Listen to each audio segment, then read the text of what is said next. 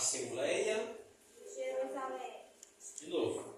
Assembleia de Jerusalém. Amém. O textual está baseado em Atos capítulo 15, versículo de número 28. Diz assim: na verdade, pareceu bem ao Espírito Santo e a nós não nos impor mais encargo algum, senão estas coisas necessárias. Atos capítulo 15, versículo de número 28. Na verdade prática, todos. Em sua essência, a igreja é tanto um organismo quanto uma organização, e como tal, precisa seguir princípios e regras para funcionar plenamente. Amém. A nossa leitura bíblica em classe está em Atos capítulo 15, versículo 22 a 32.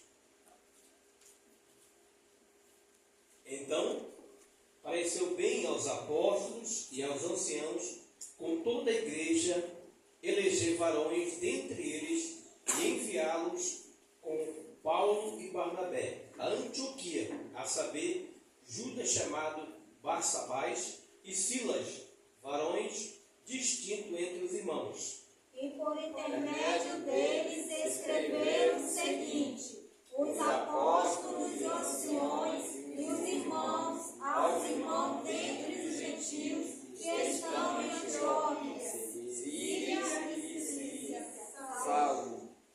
Porquanto vimos que alguns que saíram dentre nós vos perturbaram com palavras e transtornaram a vossa alma, não lhes tendo nós dado mandamento.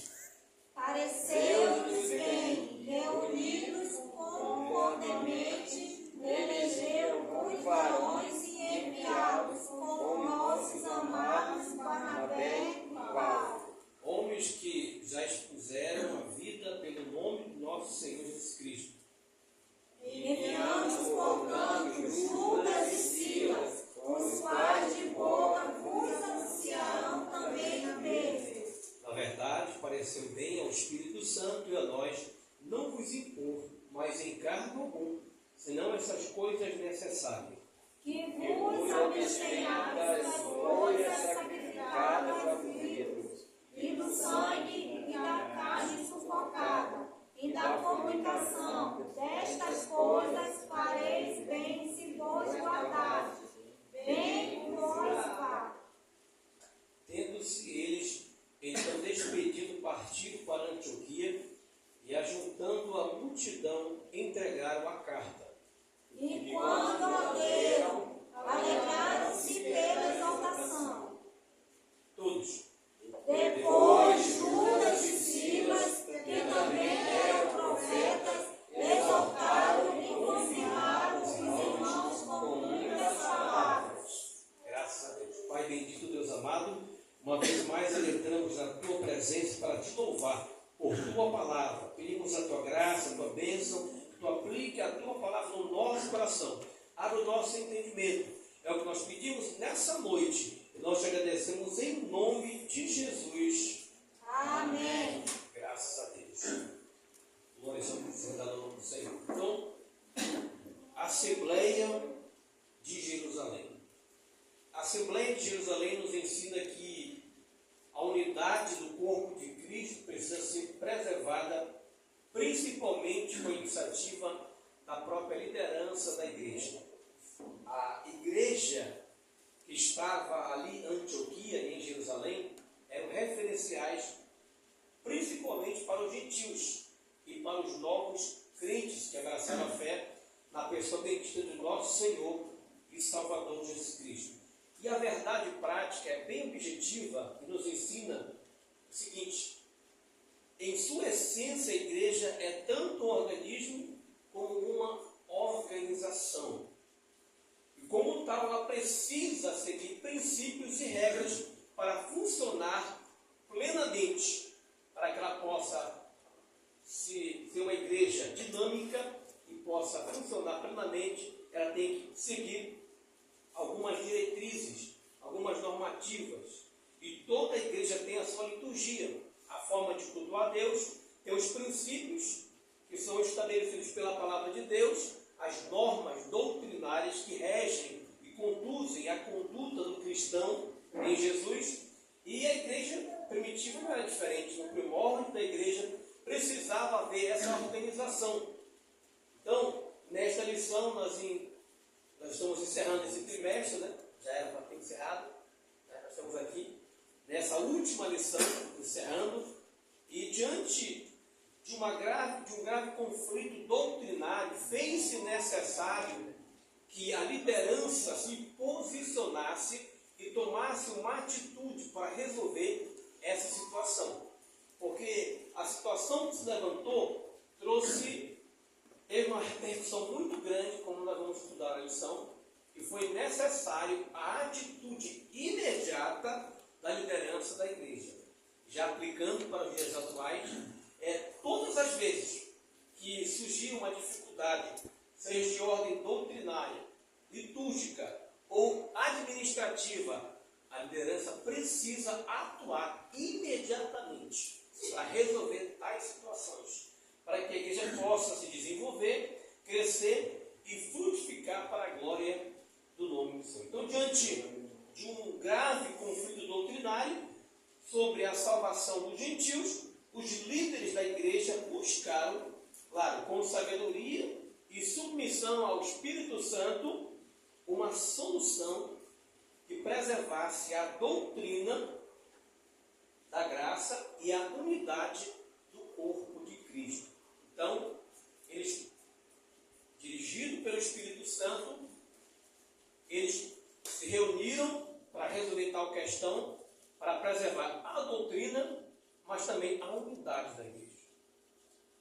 Porque a doutrina, como eu já disse, ela vai conduzir a conduta da igreja, servir a Deus da melhor maneira possível. Mas a unidade, quem faz essa unidade ser praticada por cada de nós, é a atuação do Espírito Santo no coração de cada crente, que é sensível à voz do Espírito Santo. Então, o objetivo ela tem são três objetivos, né? Mostrar o contexto e o motivo que levaram à controvérsia sobre a salvação dos gentios. Segundo, relatar os argumentos apresentados pelos apóstolos, especialmente por Pedro e Tiago, sobre a inclusão dos gentios na igreja. E, por fim, reconhecer a importância da direção do Espírito Santo na resolução dos conflitos e na preservação da unidade da igreja. Então, são esses três objetivos principais que vamos estudar e abordar na lição de hoje. Então, assim como os primeiros líderes, os primeiros servos deles buscaram a verdade com a humildade e temor ao Espírito Santo para manterem a fé sem renunciar à sã doutrina, de igual modo, ou da mesma maneira, a lição de hoje vai nos ensinar, vai nos inspirar a agir com discernimento e compromisso com a vontade de Deus. Então, nós vamos entender nessa lição de hoje esses princípios, essas orientações doutrinárias. Então, a Assembleia de Jerusalém nos ensina que a unidade cristã não requer uniformidade cultural, mas fidelidade às Escrituras e submissão ao Espírito Santo. Então, quando ela age dessa maneira, ela age com submissão ao Espírito Santo de Deus na nossa vida. Louvado seja o nome do Senhor para todo sempre. Vamos lá? Seguir a nossa lição, introdução. Quem pode ler para nós começarmos? Amém? Com esta lição, terminamos mais um trimestre de estudos sobre a Igreja de Jerusalém. Aqui veremos como a Igreja agiu para resolver seus conflitos de natureza doutrinária. Um grupo composto por fariseus convertidos à fé insistia que os gentios convertidos deveriam guardar a lei, especialmente o rito da circuncisão. No entendimento dos apóstolos, se isso fosse exigido, a salvação deixaria de ser totalmente pela graça, porque era inaceitável, devido à dimensão da questão e a sua importância para o fruto da igreja. Os líderes reuniram em Jerusalém para buscar uma solução para o problema.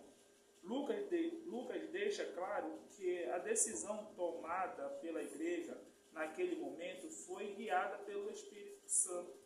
Isto que veremos agora. Veja que esse grupo aí, eles insistiam que os novos convertidos, os não-judeus, eles teriam que guardar a lei de Moisés, os princípios. Né? E se isso fosse exigido, né? Como diz aqui o comentarista, deixa eu pegar o ponto aqui, né? Guardar a lei, né? Especialmente os ritos da circuncisão. No entanto, no entendimento melhor dos apóstolos, se isso fosse exigido, a salvação deixaria de ser totalmente pela graça, o que era algo inadmissível, inaceitável, e a contra os princípios que Jesus tinha estabelecido para a igreja, e na ótica dos apóstolos, era inconcebível, porque feria a ordem que Deus tinha deixado. A graça veio por Cristo, e se fosse ter que guardar a lei, a salvação seria insuficiente em Jesus. Teria um complemento a mais. Aleluia. E Lucas deixa bem claro. Lucas deixa claro que a decisão tomada pela igreja, naquele momento, foi guiada pelo Espírito Santo. Aleluia. Ou seja, a direção do Espírito Santo e a fidelidade à palavra devem guiar, ou seja, nortear nossas decisões, promovendo a unidade da fé entre os irmãos. Quando a igreja ela tem a direção do Espírito Santo nas decisões, quando ela consulta a Deus a tudo que ela for realizar, ela é bem sucedida. Porque ela reúne a questão da oração, de buscar o Senhor, reúne a liderança e vão debater doutrinariamente, biblicamente, mas, acima de tudo, pedir a graça e a direção de Deus para as decisões importantes da igreja. Porque aquilo que estava acontecendo, como diz na frente, é algo muito sério. Porque veio para tentar desestabilizar a estrutura da igreja, logo no seu primórdio ali em Antioquia, e mais na frente você vai entender isso aí. Vamos lá. Primeiro tópico da lição, questões doutrinárias, o relatório missionário. Relatório missionário. A questão doutrinária que se tornou objeto de discussão no Concílio de Jerusalém, abordada no capítulo 15 de Atos dos Apóstolos, teve seu início na igreja de Antioquia. Ela começou quando Paulo e Barnabé apresentaram à igreja de Antioquia um relatório sobre a primeira viagem missionária que havia realizado. Nesses relatórios missionários narraram o que Deus havia feito entre os gentios e como estes aceitaram a fé. O relatório deixa implícito que a salvação dos gentios ocorreu inteiramente pela graça de Deus, sem que nenhuma exigência de lei, como a circuncisão, fosse imposta a eles. Tanto Paulo quanto Barnabé viam a ação de Deus, manifestada por meio de milagres extraordinários entre os gentios, como sinal de sua aprovação, demonstrando que nenhuma outra exigência além da fé em Jesus era necessária para a salvação. Em outras palavras, a salvação é um dom de Deus concedido inteiramente por sua graça. Glória a Deus. Então, Paulo e Barnabé, eles retornaram da sua primeira viagem missionária, trazendo um relatório positivo do que Deus estava realizando no meio dos gentios, como Ele estava salvando, como Ele estava transformando a vida deles e também confirmando com o batismo com o Espírito Santo. renovando então a esperança daqueles que não tinham esperança. Se você for ler o versículo número 27, no capítulo 14, que diz: e quando chegaram, reuniram a igreja e relataram quão grandes coisas Deus fizera por eles, e como abrira aos gentios a porta da fé. Então eles estavam contando, relatando esses feitos maravilhosos, o que Deus estava fazendo, e o relatório deixou implícito que a salvação dos gentios era exclusivamente pela graça, sem que houvesse a necessidade de guardar os preceitos de Moisés, de se circuncidarem e outros ritos que a lei mosaica regia, direcionava que os judeus assim observassem e cumprissem. Não é necessário, mas que tão somente ele vivesse numa fé viva no Cristo ressurreto, crendo por fé, recebendo a salvação através de Jesus. Então, tanto Paulo quanto Barnabé viam essa poderosa manifestação de Deus entre os gentios. E eles se regozijaram e trouxeram esse relatório para alegrar e para confirmar a fé daqueles irmãos. Só que, ou seja, alguns não ficaram satisfeitos. Aqueles que vieram de Jerusalém, que tinham se convertido, os judeus tinham se convertido a Cristo, né? Eles então, contrariando os apóstolos, se levantaram lá, nós não aceitamos. É inadmissível, nós não queremos ser feito dessa forma, né? Aí você vai ver isso aí já no próximo tópico, eu estou entrando nele agora. 2. O legalismo judaizante. Aí que a gente vai entrar nesse assunto. Legalismo judaizante. Lucas mostra que um grupo de judaizantes sentiu-se incomodado com o relatório dos missionários. Atos 15:1. Esse grupo, composto por fariseus supostamente convertidos à fé, que havia vindo de Jerusalém para Antioquia, se opôs ao ingresso de gentios na igreja, sem que antes cumprisse a essência da lei. Houve, portanto, um confronto entre esse grupo, judaizantes e os missionários. Paulo e Barnabé, a questão tomou grandes proporções, correndo o risco até mesmo de dividir a igreja em Antioquia, e o que exigia uma resposta rápida por parte da liderança. Contudo, por se tratar de um tema complexo de exemplo, alcance a igreja de Antioquia considerou adequado já a mãe onde o assunto seria analisado e amplamente discutido pelos apóstolos e presbíteros. Atos 15:2.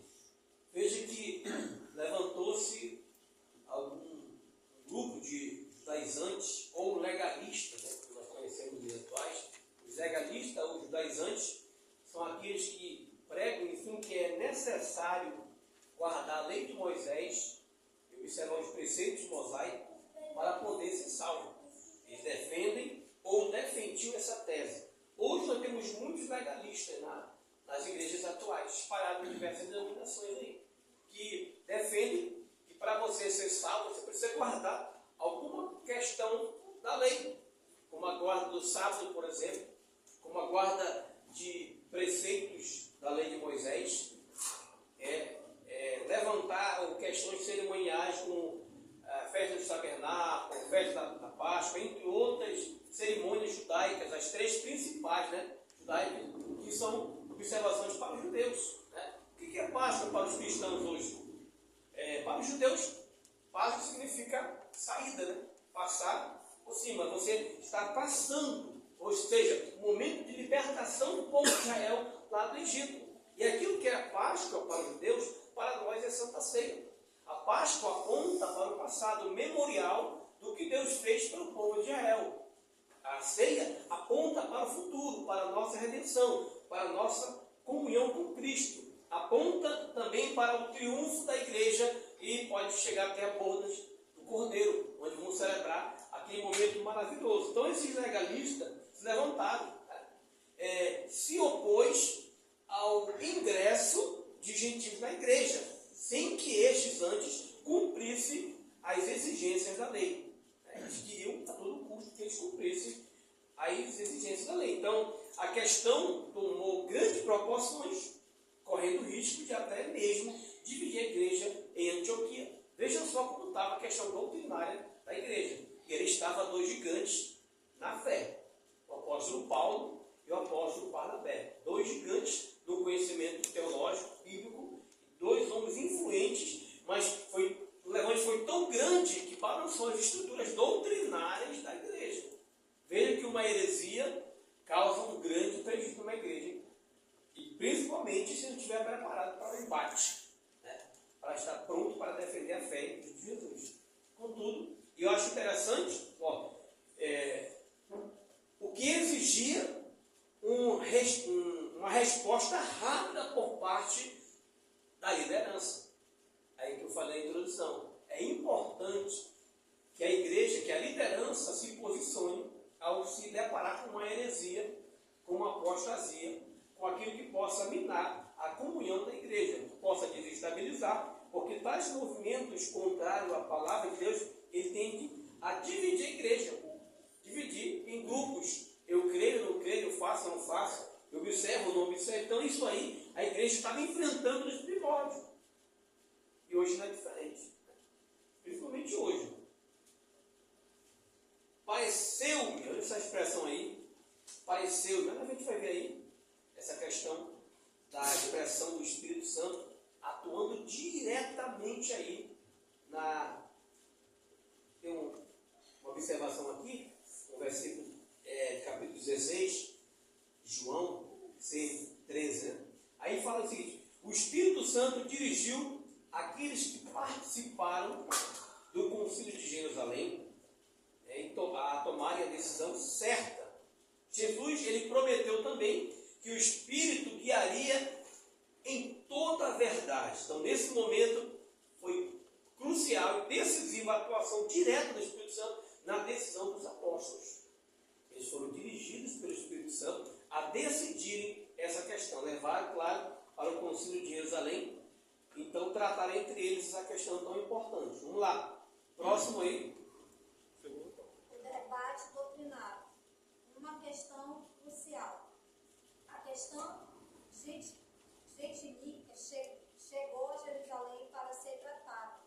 Contudo, judaizantes que ali se encontravam deixaram claro que a igreja deveria circuncidar os gentios convertidos e ordenar que eles guardassem a lei de Moisés. Atos 15:5.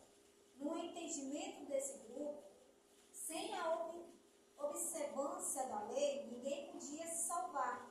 Pedro é o primeiro a ver a gravidade da questão e percebe que ela não pode ser tratada de forma subjetiva. A questão deveria ser tratada com a objetividade que o caso exigia e a experiência da salvação dos gentios em Cesárea. O ocorrido anos antes deveria servir de parâmetro. Pedro então invoca a experiência pentecostal gentílica como prova da aceitação deles por Deus. E Deus, que conhece os corações, lhe deu testemunho, dando-lhes o Espírito Santo, assim como também a nós. Atos 15:8. Primeiro ponto, mais uma vez, a questão gentílica chegou a Jerusalém para ser tratada, para ser resolvida. Aí eles insistiam que a igreja deveria o quê? Circuncidar os gentios convertidos e ordenar que eles guardassem a lei de Moisés. Esse era o ponto principal. Pedro, como tinha uma vivência anos atrás na casa de Cornélio, que Deus assim fez com que ele entendesse que a salvação era para todos, já tinha essa experiência, isso nós já estudamos na lição anterior, nós entendemos